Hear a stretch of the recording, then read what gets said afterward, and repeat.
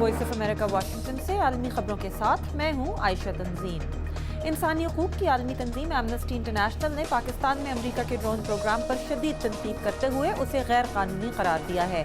आज जारी की गई रिपोर्ट में एमनेस्टी का कहना है कि ड्रोन्स के जरिए होने वाली कुछ हलाकतें जंगी जराइम या मावराए अदालत कत्ल के जुमरे में भी आ सकती हैं। शाम में जंग बंदी और सूरत हाल बेहतर बनाने की कोशिश में आज लंदन में 11 ममालिक के वज़राए ख़ारजा और नुमाइंदों ने मुलाकात की, जिसमें अगले माह जनीवा में बातचीत के लिए राह हमवार की जा रही है।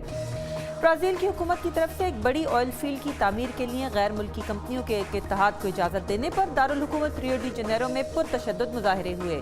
मुजाहिरीन का मुतालबा था कि मुल्की तेल को कौमी कंट्रोल में लिया जाए। और मेक्सिको के साहिल के करीब समंदरी तूफान रेमंड की वजह से शदीद बारिशें हो रही हैं। ये आलमी खबरें आप देख रहे थे वॉइस ऑफ अमेरिका वाशिंगटन से। मज़ीद खबरों के लिए देखिए urdu voa.com।